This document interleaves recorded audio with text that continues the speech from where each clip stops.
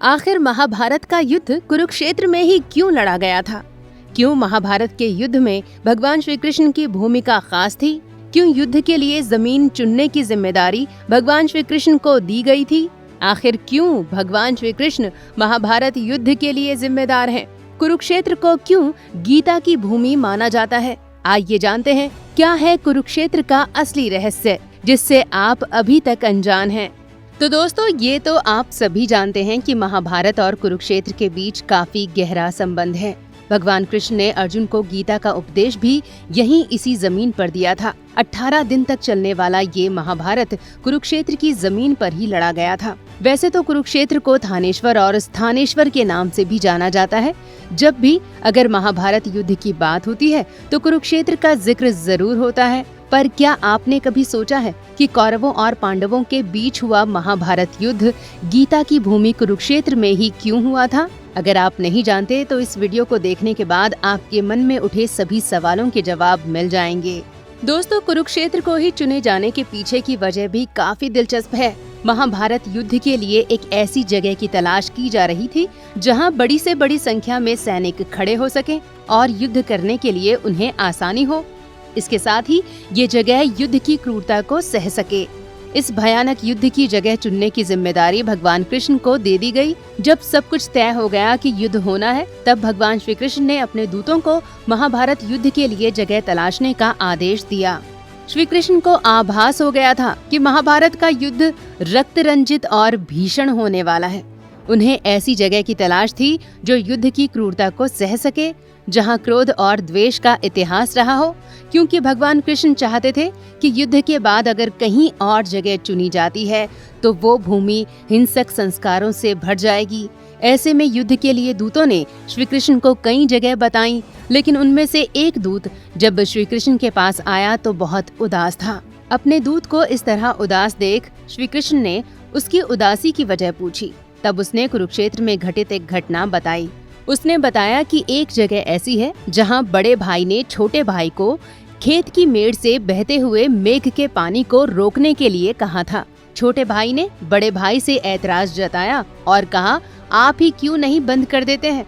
मैं आपका गुलाम नहीं हूँ जो आप मुझे बार बार ये आदेश दे रहे हैं। ये सुनकर बड़े भाई को काफी गुस्सा आया और फिर दोनों के बीच हाथापाई शुरू हो गई, जिसके बाद गुस्से में आकर बड़े भाई ने अपने ही छोटे भाई को छुरे से मार दिया और उसकी लाश को मेड़ बनाने की जगह पर रख दिया, जिससे सिंचाई का पानी रुक गया। ये कहानी सुनने के बाद श्री कृष्ण ने सोच लिया कि कुरुक्षेत्र की भूमि ही महाभारत युद्ध के लिए ठीक है। इसीलिए उन्होंने कुरुक्षेत्र को महाभारत के युद्ध के लिए चुना। दोस्तों, श्री कृष्ण ने फैसला लिया कि भाई भाई, गुरु शिष्य और सगे संबंधियों के युद्ध के लिए इससे बेहतर जगह संसार में कोई और हो ही नहीं सकती। कौरव और पांडव भी आपस में चचेरे भाई ही लगते थे।